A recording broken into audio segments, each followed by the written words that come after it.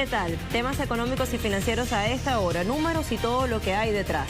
Enunciados. Primero le vamos a contar un logro del Frente Farabundo Martí para la Liberación Nacional en El Salvador. Ha logrado disminuir la evasión fiscal y esto ha significado en cierta manera mayor recaudación. Un punto a favor en medio del sabotaje de la derecha. Sigue la disputa por el presupuesto federal en Estados Unidos. Esto que ha presentado Donald Trump le ha tocado al jefe de la Oficina de Administración y Presupuesto de la Casa Blanca, Mick Mulvaney, comparecer ante el Senado, y ha habido un contrapunteo con el senador independiente Bernie Sanders. Le contamos también. 88.000 millones de dólares se requieren para la reconstrucción de Irak y Siria. En realidad 100.000 millones según cifras oficiales y específicamente para Irak, según dice el gobierno. Parece que la recaudación no haya demasiada acogida, salvo en Rusia, que manifestó su voluntad de aportar en la conferencia internacional para estos fines que se llevó a cabo en Kuwait. Y en nuestro expediente o tema de análisis, crisis del agro en Uruguay, claves para comprender. Una de ellas, la podemos adelantar de una vez: descenso de la renta agraria por el fin del boom de los precios de las materias primas a mediados de 2014. Esta es una de las causas. Entramos en profundidad, llegado el momento. ¿Viste los titulares? Comencemos el desarrollo.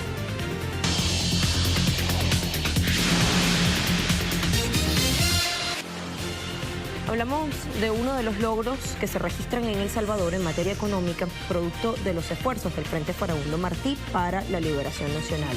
Se trata específicamente de un logro enmarcado en la gestión fiscal y se ve reflejado en lo siguiente.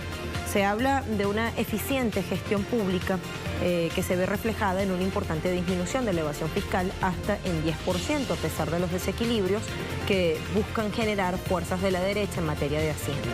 Esto lo informó el ministro de Hacienda, Carlos Cáceres, cuando rendía cuentas ante la Asamblea Legislativa Nacional.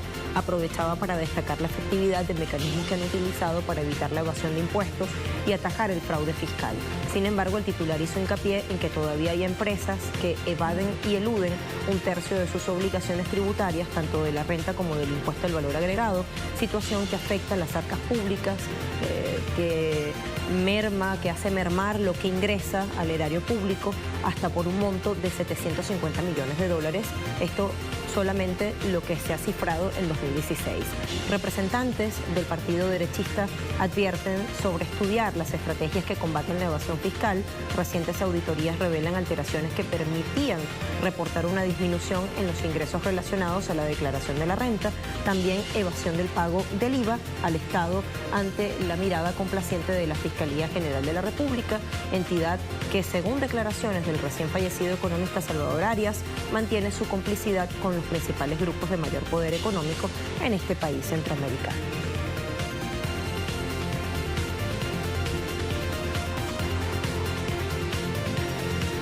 Otro logro positivo a destacar en El Salvador tiene que ver con el turismo, un sector que ha recibido altos índices de aceptación y respuesta del mercado gracias a la compañía del Ministerio Salvadoreño de Turismo, que ha logrado posicionar a este país centroamericano como un destino muy atractivo en lo que tiene que ver con el turismo o las actividades turísticas en general a escala doméstica. Según una encuesta hecha por la Corporación Salvadoreña de Turismo, los ciudadanos calificaron con 9 puntos de 10 las estrategias publicitarias que se utilizan en el contexto de las temporadas, por ejemplo, vacaciones navideñas. Según la corporación, esto ha generado una dinámica positiva en distintas regiones de cara al desarrollo local promovido por las actividades turísticas. Y una muestra de esto es el incremento del turismo doméstico, que registra cerca de 11 millones de viajes a las distintas rutas nacionales, y esto ha generado ingresos superiores a los 214 millones de dólares.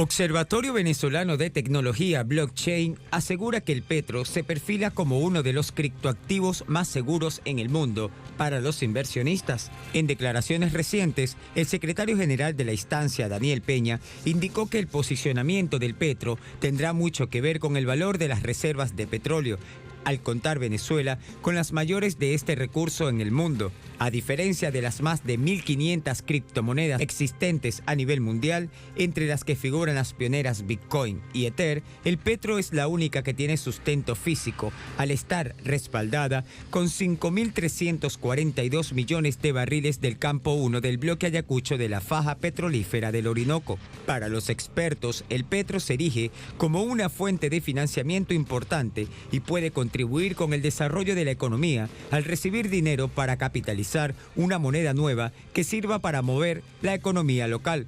Contrario a la circulación del dinero tradicional, en el sistema de criptoactivos, cada usuario, al poseer la capacidad de minar una moneda, se convierte en emisor y accionista, contribuyendo a proveer de liquidez al sistema de criptoactivos, por lo que el petro es una moneda antiinflacionaria que debería transarse y cuyo valor, aparte del respaldo que tiene, debería aumentar.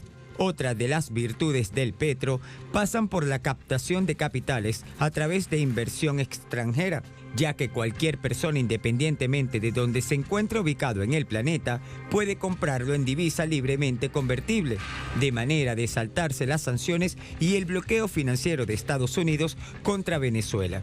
El petro también podrá ser empleado como forma de pago de impuestos, tasas, contribuciones y servicios públicos nacionales, tomando como referencia el precio del barril de la cesta venezolana del día anterior, con un descuento porcentual que equivale a la reducción a la que el Estado vende la criptomoneda, que como mínimo será de 10%.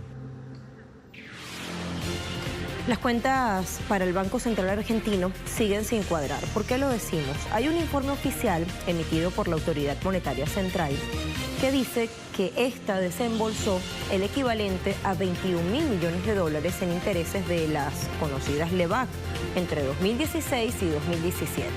Los detalles del balance contable de la Autoridad Monetaria Central muestran el desequilibrio acumulado con la deuda del organismo monetario, pagando en 2016 unos intereses equivalentes a 10 millones de dólares, lo que representó 2 puntos porcentuales del Producto Interno Bruto argentino y cerca del 20% de las reservas de la entidad monetaria, la principal de la República Argentina. Mientras en 2017 el Central pagó un monto equivalente a unos 11.000 millones de dólares, en la anterior cifra eran 10.000 millones de dólares por intereses de LEBAC. Analistas del mercado explicaron que si bien parte de la deuda en LEBAC tiene respaldo en reservas internacionales, la política de esterilización con letras resulta muy ineficiente por el elevado pago de intereses. La propuesta de varios consultores en las últimas semanas están sobre la mesa y destaca esta que presenta el ministro Domingo Cavallo, que tiene que ver con canjear las LEBAC de corto plazo por un bono del Tesoro con vencimiento a mediano plazo para disminuir la carga de intereses y los vencimientos permanentes. Sin embargo, en la autoridad monetaria parece que no se recibe muy bien o con demasiado beneplácito esta posibilidad por la poca credibilidad que tiene el organismo recientemente tras los cambios en la meta inflacionaria, los que ocurrieron en 2017, más que cambios, el incumplimiento de la meta. Y en el caso de 2018, sí las modificaciones que muy rápidamente hizo de la meta techo para este ejercicio fiscal.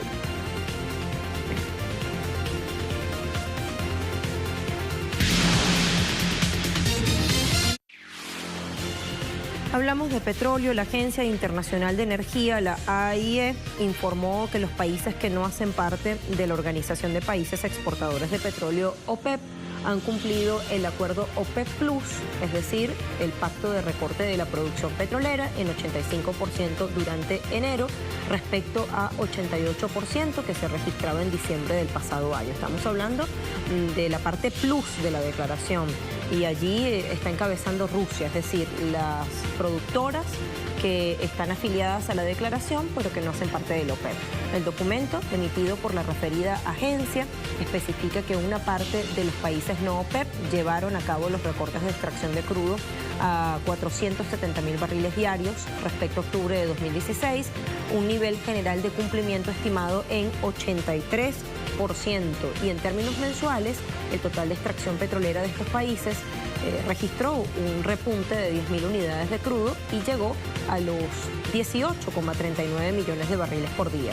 Según datos preliminares de esta agencia estadounidense, Rusia, país cuyo ministro de Energía estima un precio petrolero cerca de los $60 por barril en 2018, ha reducido significativamente su producción en 270.000 barriles al día hasta llegar a los 11,33 millones de barriles diarios.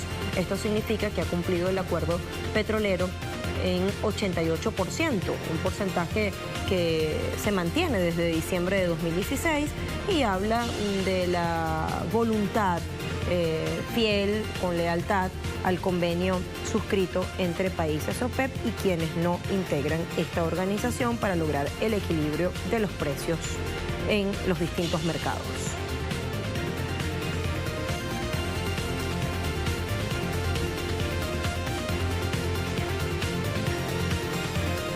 Hablando de precios, miremos entonces referentes. Brent en Mar del Norte opera $62.33 por barril, una pérdida de 0.75%. En el caso del West Texas, en Estados Unidos, Nueva York específicamente, marca $58.69. Sigue con el leve descenso. Está incluso por debajo de los 59 que registraba en las últimas sesiones. La cesta OPEP está en $60.52 por barril, una pérdida de 0.52 centavos de dólar.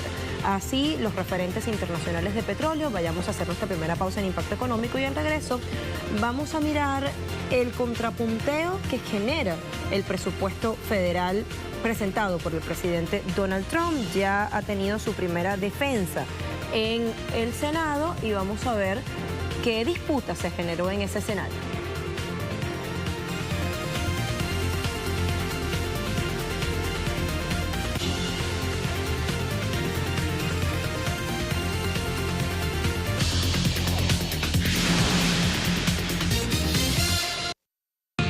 La minería de criptomonedas es una actividad que no ha pasado por debajo de la mesa para las grandes firmas de tecnología, sobre todo para la multinacional fabricante de chips Nvidia, empresa que ha confirmado la novedad gracias a sus soluciones de hardware que son ampliamente usadas por los criptomineros. En este contexto, Jensen Huang, gerente general de la firma tecnológica, confirmó que la empresa no solo está obteniendo ganancias por las ventas de sus unidades para procesamiento gráfico, sino que ahora la minería de bitcoins y otras criptomonedas hacen que su negocio sea rentable, registrando un crecimiento de hasta 8% en los últimos meses, cifra que representa, según Juan, una significativa porción en el negocio de la empresa.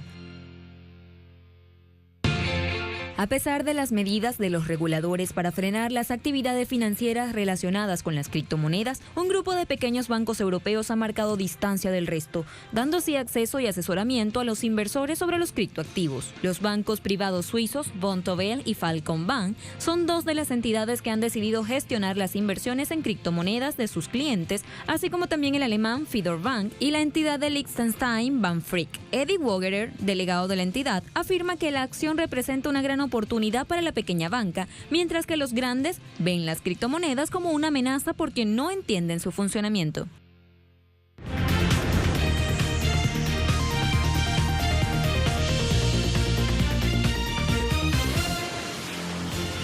Hablemos a continuación de Estados Unidos y de cómo es que pica y se extiende esa disputa por el presupuesto federal propuesto recientemente por Donald Trump, que contempla un gasto total de $4.4 billones y que debe superar los escollos en el Congreso. Ya comienzan a presentarse.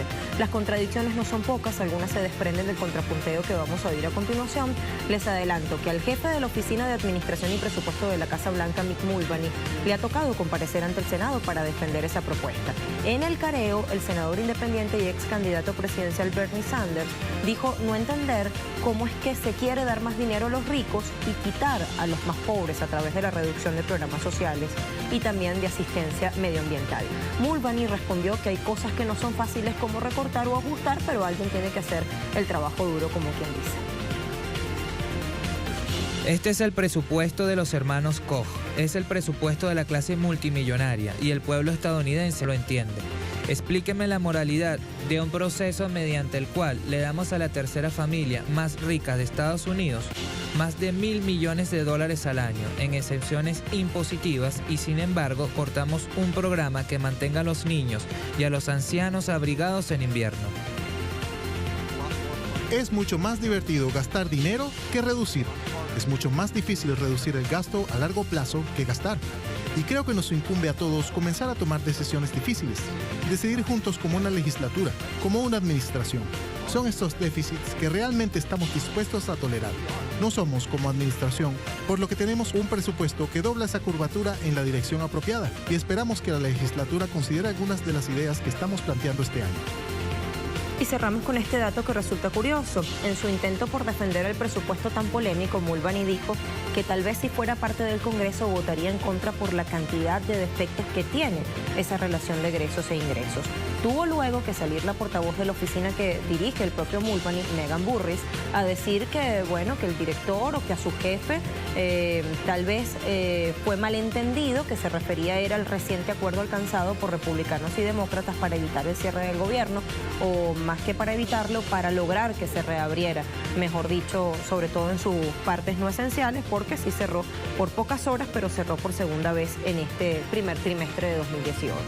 De su parte, el presidente Donald Trump estuvo reunido en la Casa Blanca con legisladores del Senado y de la Cámara de Representantes y volvía sobre la necesidad de imponer aranceles o cuotas a importaciones de aluminio y acero basado en una lista de opciones y recomendaciones que recientemente le presentó el Departamento de Comercio a través de su secretario Wilbur Ross. Vamos entonces a ver los detalles, porque el mandatario tiene de plazo límite hasta el 11 de abril para definir las cuotas que aplicarían a las compras de acero y hasta el 20 del mismo mes para determinar aquellas que aplicarían para el aluminio. Unos congresistas le pidieron actuar sin mirar para los lados, lo cual favorecerá a las siderúrgicas, y otros le solicitaron ser precavido o cauteloso porque las restricciones podrían afectar duramente a los fabricantes de distintas áreas que utilizan ambos materiales, tanto acero como aluminio, como materia prima en áreas que van desde la construcción en general, no solo de viviendas, sino de distintas infraestructuras, pasando por automóviles y aviones hasta llegar a electrodomésticos. Trump insiste en el déficit comercial con China de $504 mil millones y culpa a Obama y a sus predecesores. Dice, este es un problema de vieja data. El secretario de Comercio, Wilbur Ross, me presentó el mes pasado el resultado de las investigaciones. Mi administración ahora está revisando los informes y considerando todas las opciones, y parte de las opciones serían las tarifas que estaban mientras arrojaban acero. Les pagaban aranceles sustanciales, lo que significa que Estados Unidos en realidad puede ganar mucho dinero y probablemente nuestras industrias siderúrgica y de aluminio que están diezmadas. Tomaré una decisión que refleje los mejores intereses de Estados Unidos, incluido necesitamos abordar la sobreproducción en China y en otros países, sobreproducción que nos está vendiendo a nosotros.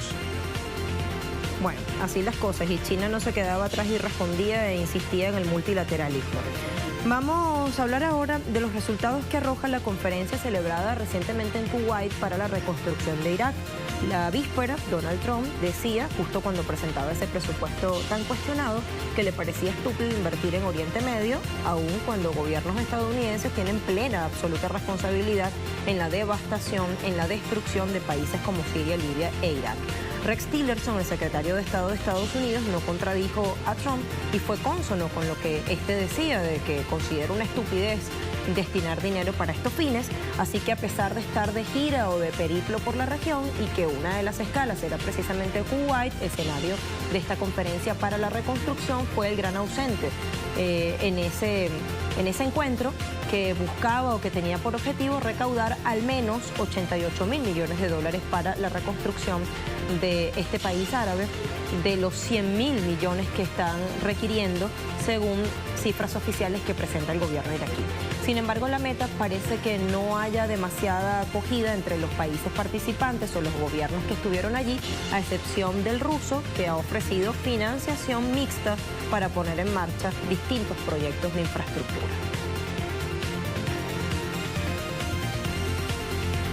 Finalmente, me complace anunciar que el Estado de Kuwait se ha comprometido a apoyar a nuestros hermanos en Irak al dedicar $1.000 millones como préstamo. Pausa nuestro impacto económico y a la vuelta se abre nuestro expediente que hoy versa sobre la crisis del agro en Uruguay. ¿Cuáles son las razones? ¿Qué lo explican? Vamos a ver.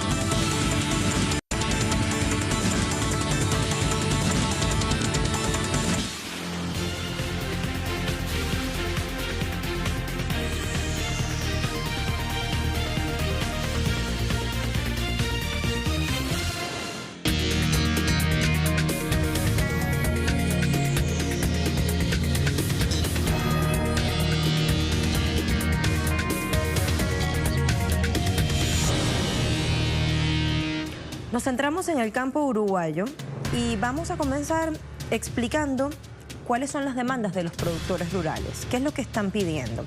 Miles de productores independientes han estado movilizados junto a representantes de asociaciones y trabajadores del sector agrícola, exigiendo de manera masiva durante los primeros días de 2018 al gobierno del presidente Tabaré Vázquez soluciones y nuevas propuestas de mejoras para los pequeños, medianos y grandes productores rurales.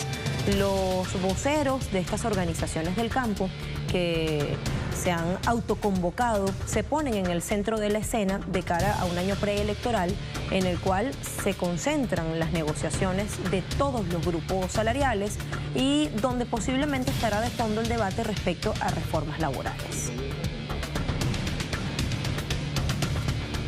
Según el Centro Estratégico Latinoamericano de Geopolítica, CELAC, en un reciente artículo, la clave general, el punto macro para comprender la crisis del agro en Uruguay radica en el descenso de la renta agraria a causa del fin del boom de los precios de las materias primas que comenzó a mediados de 2014, como ocurrió con el petróleo.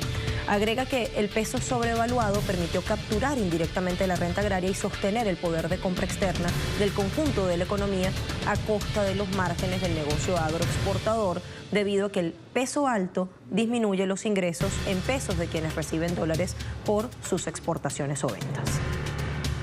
En un artículo escrito por Gabriel Ollanzabal y Martín Sanguinetti, se afirma que el campo es uno de los factores determinantes de la desigualdad en Uruguay y el hueso duro de roer de cualquier política que pretenda distribuir factores de producción, como la tierra y el capital, y no meramente ingresos. Allí se argumenta que en la crisis de 2002, los dueños de la tierra y los capitalistas, los que la producen, sea que las posean o no, lograron mantener su participación relativa en el Producto Nacional a costa de los asalariados. Aunque entre 2004 y 2013, catalogados por muchos como los años de oro, todos ganaron. Quienes más ganaron fueron los dueños de la tierra. Los autores refieren que el aumento del valor de la misma es determinante en esta ecuación y fija la renta de la tierra, que es clave en el desarrollo de un país agropecuario. El artículo también refiere que entre los años 2000 y 2015, a partir del empuje de los precios de exportación, la masa de renta agraria pasó de casi 350 millones de dólares anuales a 1.650 millones. Esto representó un incremento sustancial de los ingresos de los dueños de tierras. Muchos de los cuales ni siquiera operan en sus propiedades y solamente viven en las rentas, y de un incremento en las ganancias extraordinarias de aquellos empresarios que son a la vez productores y dueños del suelo. El Estado se apropia de apenas el 8% de esta masa de ingresos, fundamentalmente a través de impuestos. Ahora bien, Ollanzabal y Sanguinetti agregan que ahora el ciclo expansivo se agotó y ya van 3 años de estancamiento relativo en la realización de la ganancia de los dueños de la tierra y de los productores, y aunque estos aseguran que se trata de un problema en los costos, lo que realmente se ve afectada es su rentabilidad, y entonces disparan contra las políticas del gobierno, contra el costo del dinero, la política monetaria, contra los costos de producción, la política energética y fiscal y contra los costos laborales y los derechos sociales asociados. Durante el mes pasado, los productores rurales independientes hicieron pública una serie de demandas, es decir, un petitorio. Este fue presentado al presidente Tabaré Vázquez el pasado 29 de enero, para ser exactos, en una reunión que se celebraba en la capital, en Montevideo. Vamos a ver qué contiene ese petitorio, es decir, cuáles son las exigencias que están haciendo y por las cuales se han movilizado desde comienzos de este 2018. Reducir el tamaño del Estado y bajar el déficit fiscal. Esta medida incluye suspender el ingreso de funcionarios públicos durante 3 años o hasta alcanzar el equilibrio de las cuentas, con excepción de la salud, educación y seguridad, rever los cargos de asesores y secretarios personales, aprobar rápidamente una norma que establezca que los legisladores deban rendir viáticos y devolver el sobrante, suspender partidas a prensa, celular y gastos de representación, eliminar campañas publicitarias de organismos públicos y entes autónomos, recortar la flota de vehículos a la mitad y reducir los gastos de alquiler de despachos y oficinas de organismos públicos. También pidieron el rediseño de las políticas sociales para conseguir más eficiencia. Aprobar una nueva ley fiscal que obligue a no gastar más de lo que se ingresa para cualquier partido que gobierne. Bajar el costo de los combustibles, manteniendo a paridad de importación. Bajar la tarifa eléctrica, reestructuración de las deudas, que se generen nuevos mecanismos para poder pagar. En particular, se refirieron a la situación de los pequeños colonos. Salir del atraso cambiario. A todos los partidos políticos de cara a las próximas elecciones les exigieron que presenten propuestas claras y concretas de desarrollo del país. Ante ello, el jefe de Estado uruguayo ya ordenó la aplicación inmediata de algunas medidas que las cámaras empresariales rurales y el movimiento de autoconvocados ya juzgaron como insuficientes. Ofreció las solicitadas rebajas en el precio del combustible para pequeños y medianos productores del sector lechero, arrocero y hortofrutícola del país. Anunció también la instalación de una mesa de trabajo para analizar, junto a representantes de las gremiales rurales y del grupo de los autoconvocados, las posibles acciones a tomar a medio y largo plazo. Por ejemplo, la negociación de la extensión hasta marzo del 15% de descuento en la tarifa eléctrica para el sector lechero, arrocero y hortofrutícola, la congelación de la renta para productores familiares lecheros arrendatarios en el Instituto Nacional de Colonización, además de considerar un fondo de garantía para solucionar el alto nivel de endeudamiento y los respectivos cortos plazos de pago que los productores deben asumir.